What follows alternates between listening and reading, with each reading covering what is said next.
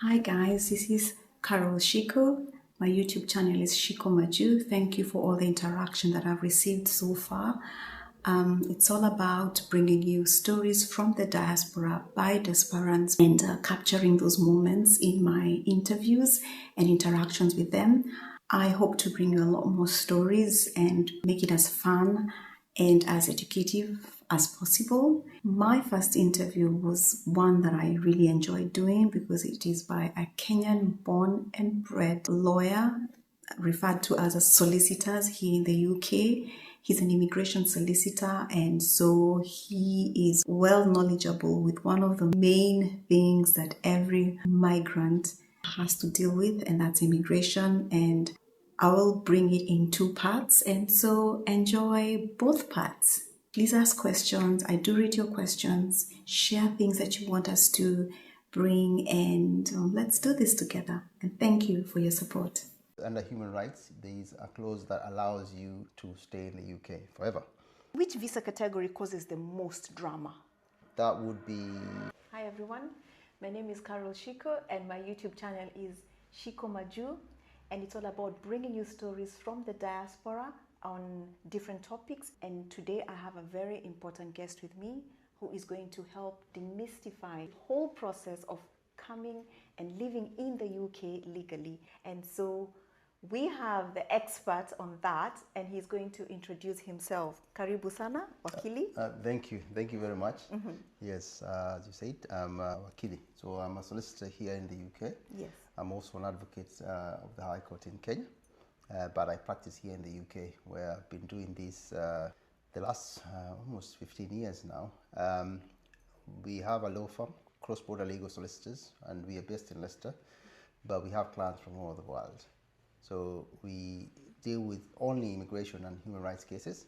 So I got into this because I specialize in human rights in my master's when I came to the UK for further studies. And here we are. It is a serious issue, but we're going to try and make it informative and also fun, and also in a way that, you know, the audience is also going to understand. And so I'm going to start putting you on the firing line. Okay. Are you ready? Go for it. So my first question to you would be, if immigration rules were a person, what kind of personality would they have? I think this would be a person who is in Madare, in being sectioned under mental health, because we say he has bipolar at the very least. Okay. Because the immigration rules keeps on changing, and it's hot and it's cold. It's very Goldilocks, so to speak, and it keeps on changing with the government. It's always immigration is always a pertinent issue in the British government. Whenever there's election, so they open up, they close, and that's why I think it would be somebody with bipolar. Okay. So, what's the funniest immigration myth you've ever had? I think the funniest immigration myth, and I think this comes maybe perhaps from the background of how systems work in where I come from. I'm from Kenya. Is that if you know the right person, you get a visa. I've heard people who have paid money to agents or people who are pretending to be lawyers with the promise that, oh, I know somebody on the inside, we'll fix you, we'll give you papers. But actually, it's a myth. It's in the UK, the Home Office who deals with the immigration, they don't do kitu kidogo. They don't do corruption like we may hear of other countries. So you have to follow the system. You cannot bribe your way out of the system. Yeah, we trust on due process.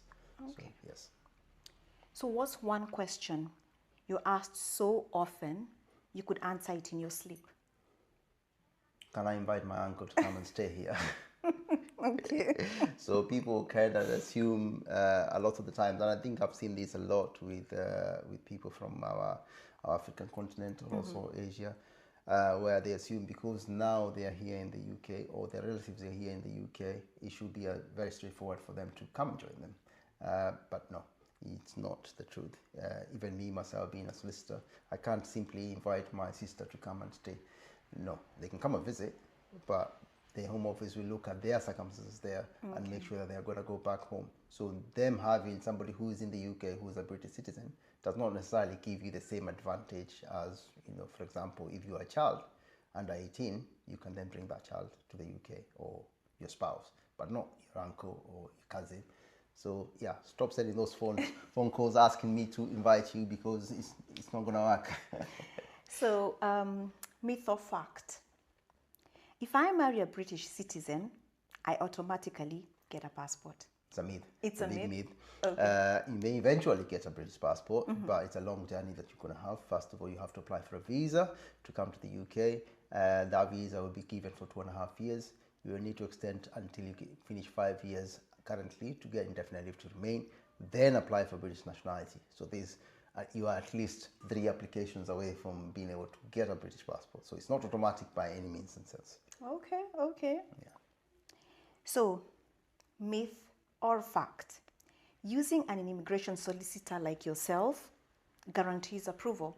No, it's a myth. It doesn't necessarily mean that using an immigration solicitor guarantees you approval. It does significantly improve your chances of getting the visa, getting the visa right. As you can imagine, the visa rules here are very complicated and it can be a headache. So having an expert to overlook your stuff, then it helps a lot. It's the same way as when you're building a house, you get a structural engineer. You could just do your own thing, but the risk of the house falling down, then it becomes high. So by getting a structural engineer who's well qualified to look at it, it doesn't guarantee that the building is not going to fall, but it minimizes the chances that it's going to fall. So it's the same with a solicitor, especially getting a well-qualified solicitor means that they know the process and they can help you reduce the chances of making errors which could lead to your application being refused. Okay. So, myth or fact? You can stay in the UK forever if you've lived here long enough. It's a myth and it's a fact. It depends. As lawyers, we like saying, especially in Kenya, we like saying, the law is very clear. And then we go on and explain for 1 hour. So it's not very clear. So if you've been in the UK for long enough, under human rights, there is a clause that allows you to apply to stay in the UK forever. But there's different categories. For example, if you've been here in the UK lawfully for a continuous period of 10 years, then you can apply for what's called indefinite leave to remain, which allows you to stay.